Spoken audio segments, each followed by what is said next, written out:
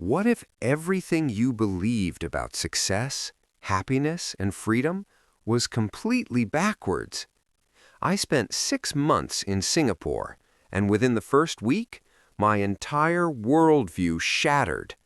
America taught me that freedom means choices, but Singapore showed me that too many choices create paralysis. America said success is individual achievement, but I watched a nation thrive on collective responsibility. Here's what shocked me most. Singapore has virtually zero homelessness. America, over 500,000 people on the streets. Singapore's crime rate, almost non-existent. You can walk alone at 3 a.m. without fear.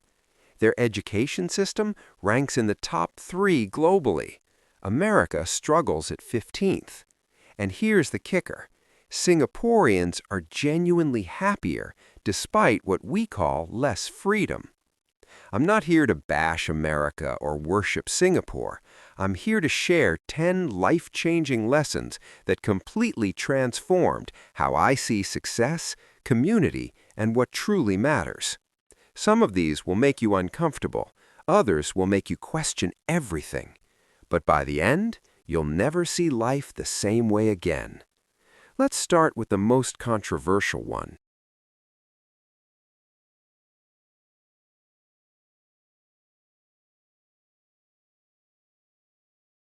Point 1. Efficiency over convenience. Americans worship convenience. Drive-thrus, same-day delivery, shortcuts everywhere. Singapore taught me something radically different. Efficiency over convenience. Their MRT subway system runs like clockwork. Trains arrive every 90 seconds during peak hours. Compare that to America's crumbling public transit, where you're lucky if the train shows up within 20 minutes. But here's what blew my mind. This efficiency isn't about speed. It's about respect for everyone's time. In Singapore, being late is considered deeply disrespectful. Meetings start exactly on time. Buses arrive precisely when scheduled. At first, I thought this was rigid, controlling. Then I realized something profound. When systems are efficient, everyone benefits equally. The billionaire and the janitor both get to work on time. In America, we celebrate hustlers who grind through traffic for 2 hours daily. In Singapore, that's considered a systemic failure, not a badge of honor. I watched a mother pick up her child from school, grab groceries, and make it home in 45 minutes using public transport. In most American cities, that's literally impossible without a car. This isn't just about transportation. It's about building systems that value everyone's life equally. But the real question is, why does efficiency make people so uncomfortable?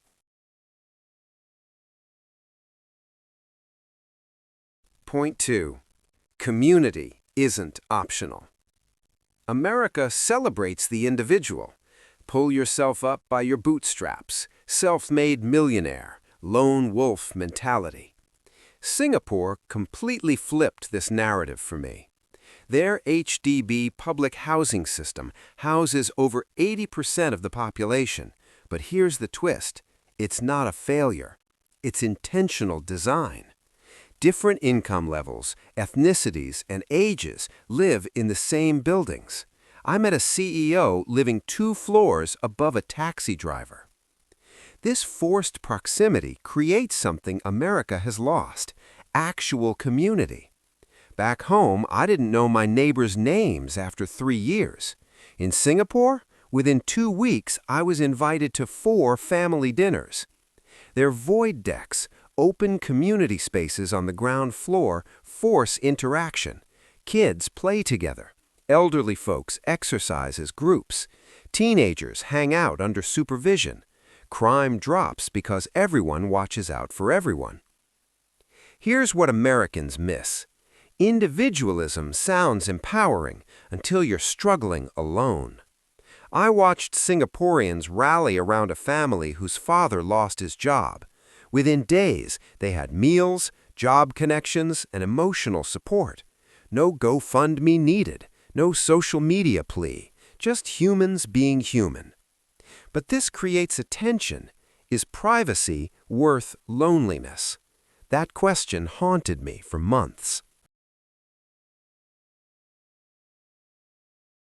Point 3. Meritocracy with safety nets. Singapore's education system is brutally meritocratic. Top performers get recognized, rewarded, and pushed forward. Sounds harsh, right? But here's what America gets wrong about meritocracy. Singapore combines high standards with safety nets. They track students into different paths: academic, technical, vocational. But each path leads to dignity and livable wages. In America, we say everyone can be anything, then abandon those who can't afford college. I met a polytechnic graduate in Singapore who became an aerospace technician. He owns an apartment and earns more than many American college graduates drowning in debt. The difference? Singapore invests in multiple definitions of success. America pretends there's only one path, then blames people for failing. Their Skills Future program gives every citizen credit for continuous learning, regardless of age. A 50-year-old can retrain for free. In America, you're considered washed up at 40 in many industries. But here's the uncomfortable truth I discovered. Meritocracy works when everyone starts with basic security: healthcare, housing, education, covered.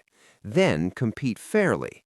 America's version is like racing, where some start miles ahead and we pretend it's equal. This realization changed everything about how I viewed opportunity. But does equality of outcome kill ambition?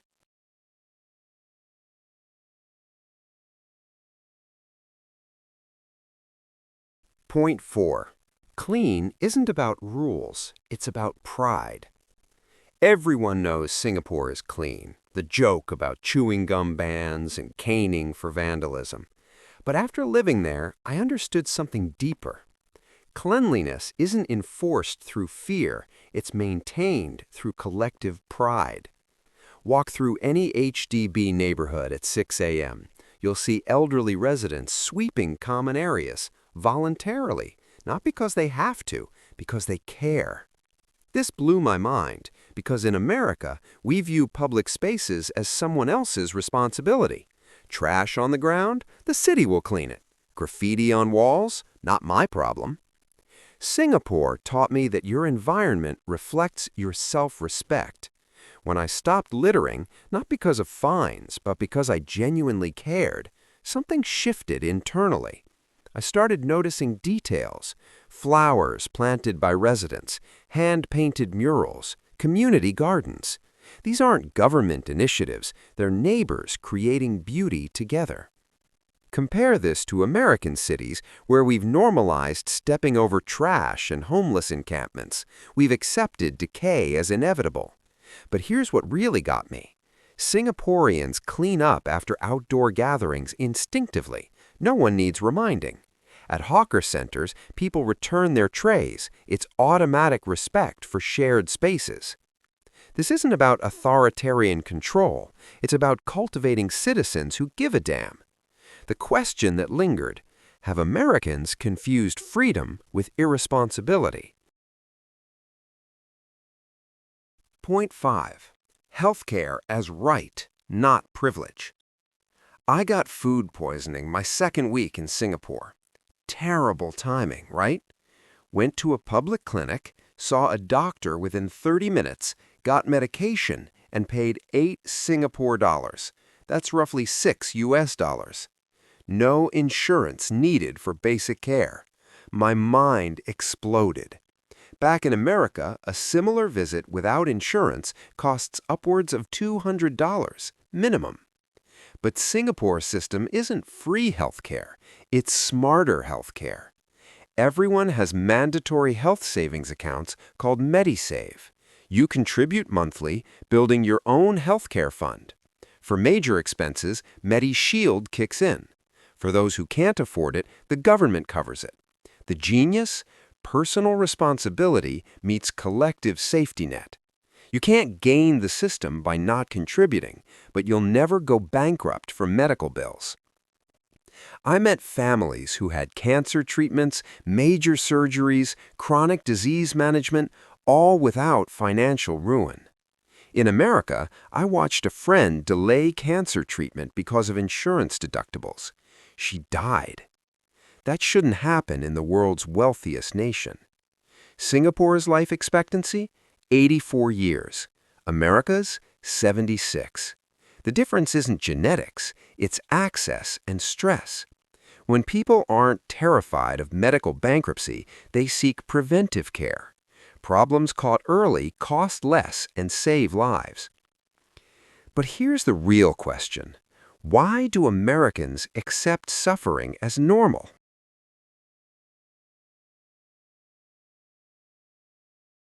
Point 6. Food culture as social glue. Hawker centers changed how I understand community and culture. These aren't just food courts, they're social institutions. A plate of chicken rice costs $3. Michelin-starred Chan Han Meng's soya sauce chicken, $5. In America, good food equals expensive food. Singapore demolished that myth. But here's what's deeper. Hawker centers force social mixing. The millionaire sits next to the construction worker, both sweating in the tropical heat, both enjoying incredible food. No VIP sections, no reservation elitism, just humans sharing space and meals.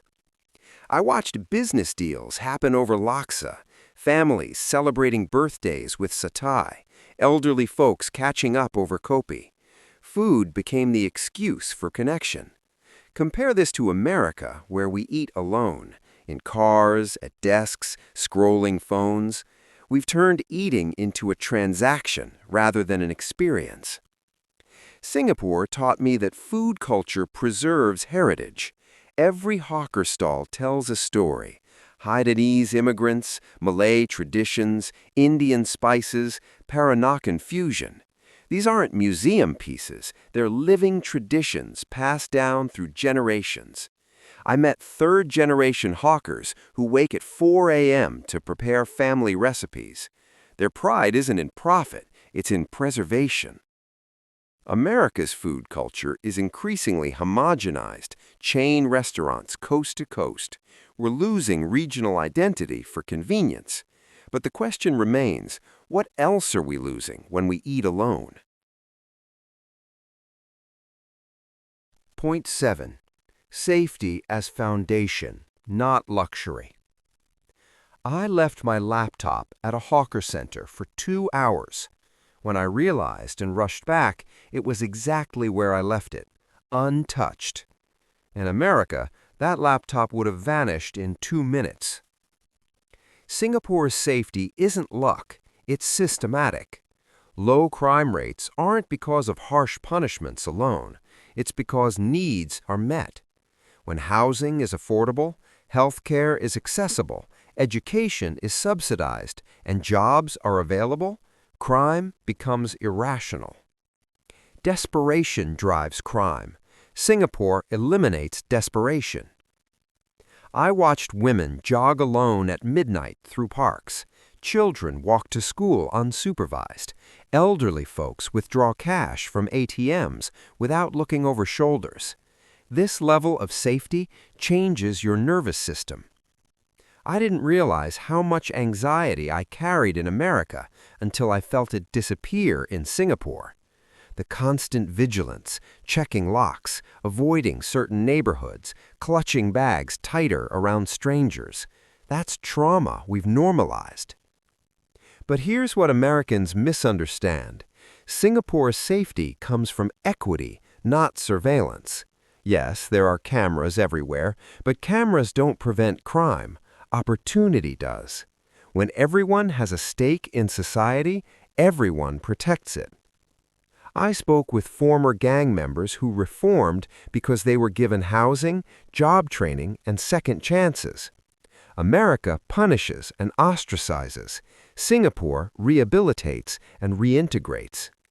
The question that haunted me is our freedom worth our fear?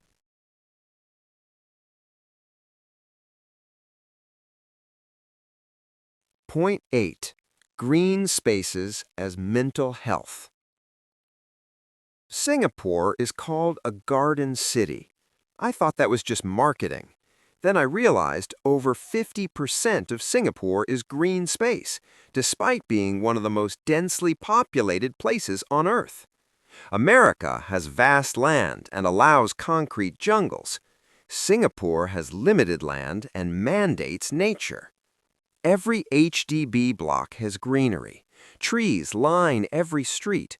Parks are within 10 minutes of any residence. This isn't aesthetic, it's intentional mental health infrastructure.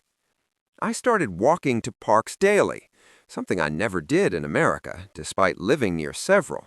Why? Because Singapore's parks feel safe, maintained, and integrated into daily life, not separate destinations requiring car trips. I watched office workers eat lunch under trees, students studying on benches, families picnicking weekends. Nature became accessible, not exclusive. Research shows green spaces reduce stress, improve mood, and increase lifespan. Singapore designed a city around this science. America builds suburbs that require cars for everything, then wonders why depression and anxiety skyrocket. The biophilic design at Park Royal Collection and Oasia Hotel stunned me. Vertical gardens, rooftop forests, cascading greenery. We can build beauty and function together, but America chooses profit over people, concrete over canopy. Here's what shifted for me. Environment shapes psychology. Ugly surroundings create ugly moods. Beautiful spaces cultivate peace. Why don't we demand better?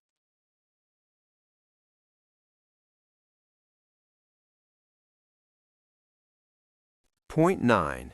Education beyond memorization. I've visited several schools in Singapore, and yes, their academic rigor is intense. But what surprised me wasn't the difficulty, it was the purpose. American education feels like memorization for tests. Singapore's system, while still test-heavy, emphasizes application and critical thinking. But here's what really changed my perspective: their respect for teachers. Teachers in Singapore are paid well, respected socially, and compete for positions. In America, teachers buy classroom supplies from their own pockets and get disrespected by parents and students. You can't have world-class education when you treat educators like disposable workers. I met teachers who chose teaching over higher-paying careers because the profession carries prestige. They're called nation builders. In America, teachers are underpaid babysitters in public perception.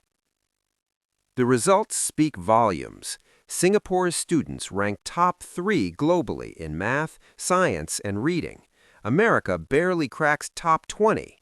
But test scores aside, I noticed something cultural. Learning is valued, not just credentials. Singaporeans of all ages take courses, learn languages, and develop skills constantly. America treats education as something you finish, get your degree, then you're done. Singapore sees it as lifelong growth. Their libraries are packed with adults reading, studying, and exploring. When did Americans stop being curious? That question followed me home and won't leave me alone.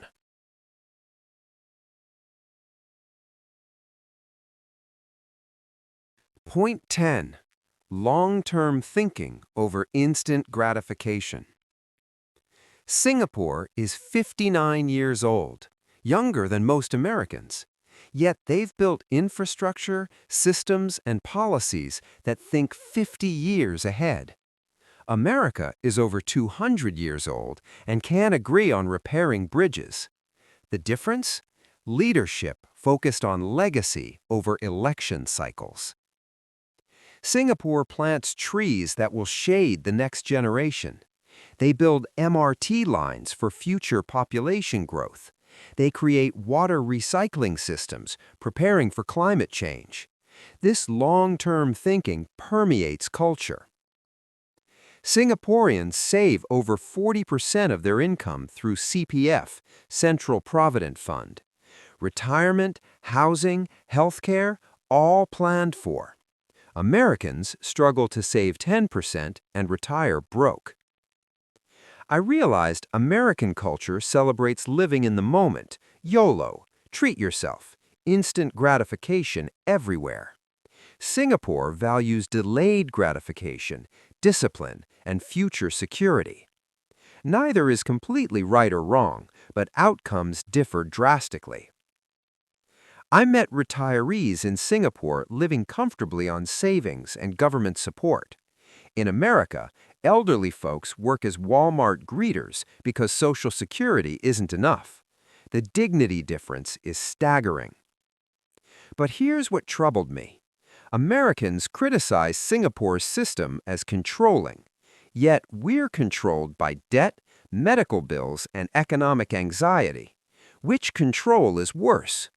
That's the question I'm still wrestling with, and honestly, I don't have the answer yet. So what did Singapore really teach me that America never did? It's not about which country is better. It's about questioning what we've accepted as normal. America taught me that freedom is the ultimate value, but Singapore showed me that security enables true freedom. When you're not worried about healthcare, bankruptcy, homelessness, or your kids' education, you're actually free to pursue dreams. America celebrates individual success, but I learned that community support makes success sustainable. The billionaire in his penthouse is still dependent on the garbage collector, the bus driver, the hawker cooking his meals. We're interconnected, whether we admit it or not. Here's my challenge to you. Don't just accept the system you were born into. Question it. What parts serve you? What parts serve someone else's profit? Singapore isn't perfect. They have issues with free speech, political diversity, and creative expression, but they've solved problems America refuses to even acknowledge. Maybe the real lesson is this: we can learn from everywhere without worshiping anywhere. Take the best, leave the rest. Build something better. If this video made you think differently, smash that like button. Drop a comment with the biggest lesson that hit you. Share this with someone who needs perspective, and subscribe because we're just getting started exploring ideas that challenge everything. Thanks for watching. Stay curious, and I'll see you in the next one.